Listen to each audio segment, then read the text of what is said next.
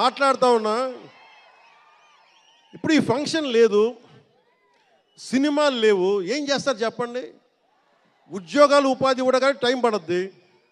కనీసం సినిమాకి వెళ్ళి చొక్కా దించుకొని అరవకపోతే, బైకులు తీసుకొని అవి సైలెన్సర్ దాన్ని ఆ యాక్సిలేటర్ పెంచకపోతే ఆ ఎనర్జీ ఎటు వెళ్తుంది? అందుకే ఒకటే చెప్పాను, దిల్ రాజు గారికి చెప్తా ఉన్నా, మీరు తెలంగాణ ఫిల్మ్ ఫెడరేషన్ ప్రెసిడెంట్ కదా, మీరు ఆంధ్రప్రదేశ్ని చిన్న చూపు చూడకండి. అదొకటే నేను కోరుకుంటా ఉన్నా. నేను ఆ 2 కళ్ళు ఇవన్నీ నేను నమ్మను, కానీ మీరు తెలుగు చిత్ర పరిశ్రమని అటు తెలంగాణలోను ఇటు ఆంధ్రాలోను 2 చోట్ల అద్భుతంగా ఉండాలని కోరుకుంటా ఉన్నాను. ముఖ్యంగా ఆంధ్రప్రదేశ్ యువతకి, మీరు ఇంతమంది యువతను చూస్తూ ఉన్నారు, వీళ్ళకి స్టంట్ స్కూల్స్ పెట్టండి. మా వాళ్ళు బైక్లు వేసుకొని తిరుగుతూ ఉంటారు, గోల్ చేస్తూ ఉంటారు.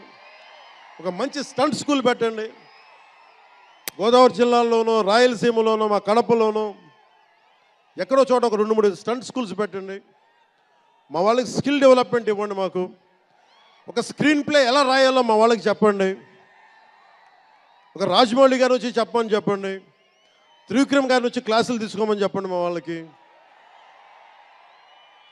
ఒక తమన్ లాంటి మనకి మ్యూజిక్ దర్శకులు కానీ,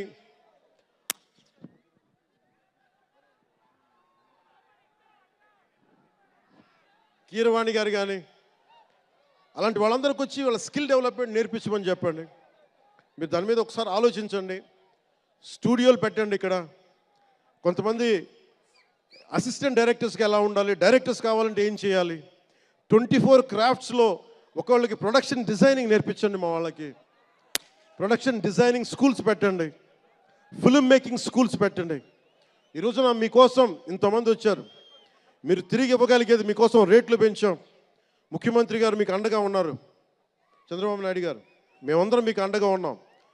తెలుగు చిత్ర పరిశ్రమని మీ ద్వారా మేము కోరుకునేది, ఇంతమంది యువతున్నారు, వీరికి మీ ద్వారా కొంత ఉపాధి కల్పించండి.